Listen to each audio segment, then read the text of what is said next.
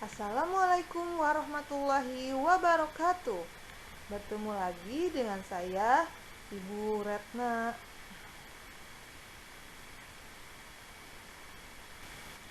Hari ini kita akan belajar IPA kelas 9 mengenai sistem perkembangbiakan pada tumbuhan.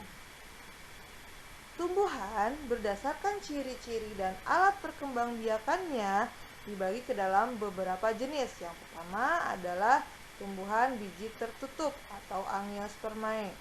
Yang kedua adalah biji terbuka atau Gymnospermae. Yang ketiga ada tumbuhan paku.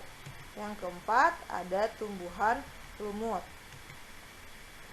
Semua jenis tumbuhan ini nanti akan berkembang biak dengan dua cara.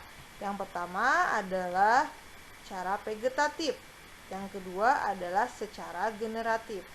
Perbedaannya antara vegetatif dan generatif, vegetatif itu berkembang biak melalui bagian tubuh tumbuhan tanpa melalui perkawinan atau secara aseksual, berarti tidak terjadi fertilisasi.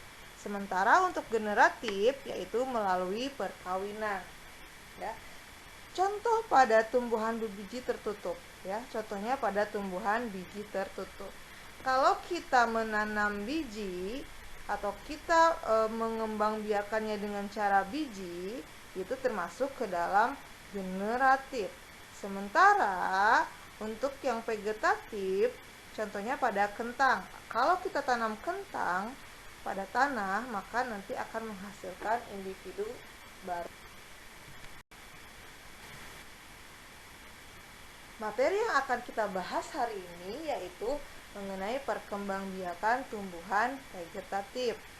Tumbuhan vegetatif ini dibagi ke dalam dua bagian. Yang pertama ada vegetatif alami, yaitu tumbuhan yang berkembang biak dengan bagian tubuhnya secara alami tanpa bantuan manusia. Yang kedua adalah vegetatif buatan, yaitu tumbuhan yang berkembang biak vegetatif dengan bantuan manusia.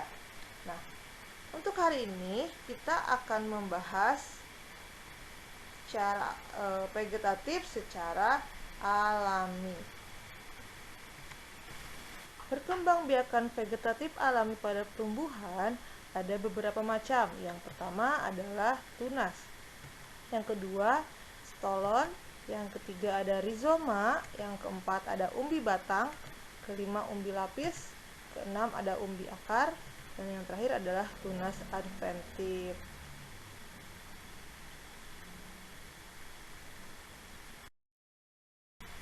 Nah, tunas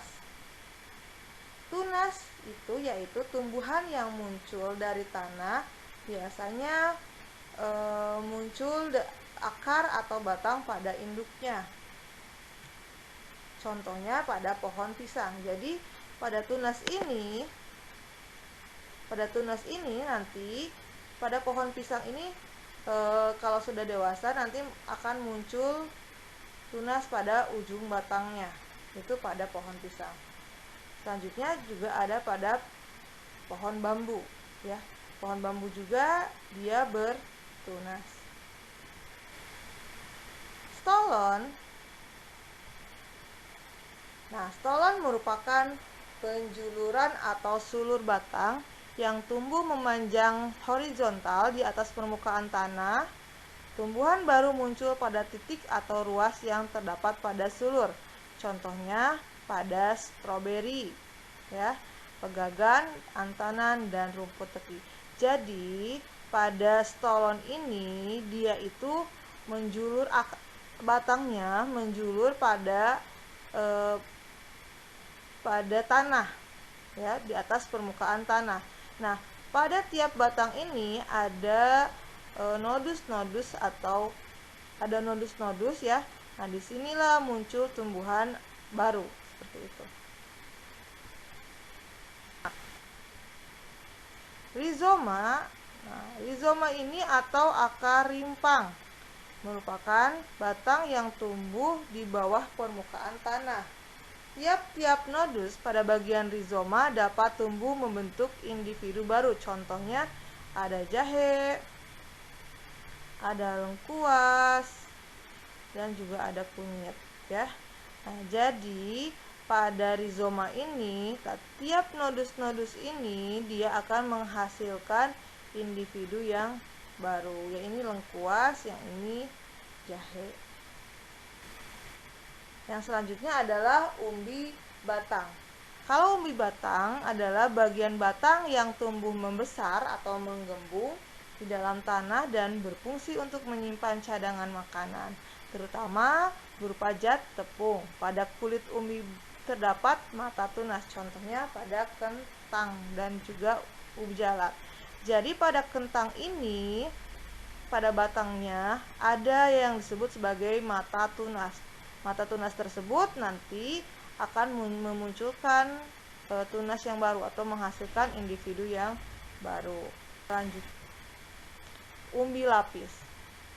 Nah, umbi lapis ini merupakan modifikasi dari bagian pelepah daun yang tersusun rapat membentuk umbi, berfungsi sebagai cadangan makanan dan bentuknya berlapis-lapis.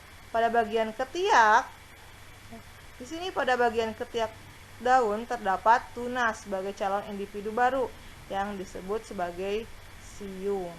Bagian dasar umbi berbentuk cakram. Nah, ini cakram merupakan modifikasi dari batang. Contohnya adalah bawang merah, bawang putih, dan bawang bombay. Untuk selanjutnya ada umbi akar.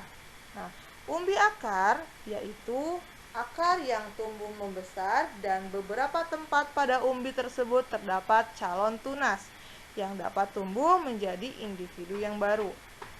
Akar tunas baru akan muncul dari bagian sisa batang jika umbi akar tersebut ditanam. Jadi ini contohnya pada wortel dan juga pada singkong. Jadi tumbuhan yang baru ini akan muncul pada akar jika bagian sisa batang tersebut masih ada ya. Jadi kalau misalkan masih ada sisa batangnya, maka si wortel ini bisa ditanam, bisa menghasilkan individu yang baru. Selanjutnya yaitu tunas adventif. Nah, tunas adventif ini ada dua macam, yaitu ada adventif daun, ada adventif akar. Nah, kalau tunas adventif ini dia pertunasannya muncul pada ruas atau nodus daun ya, munculnya pada daun. Sementara untuk adventif akar yaitu pertunasan yang muncul pada ujung akar. Contohnya yaitu pada cocor bebek. Nah, ini pada ujung-ujung daun ini muncul pertunasan. Nah, apabila tunas ini jatuh ke dalam tanah, maka akan tumbuh individu yang baru. Dan juga ada pada pohon cemara. Itu pada sekian untuk video hari ini tentang perkembangbiakan vegetatif secara alami. Mudah-mudahan ilmunya bisa bermanfaat dan bisa dipahami oleh teman-teman semua. Terima kasih. Assalamualaikum warahmatullahi wabarakatuh.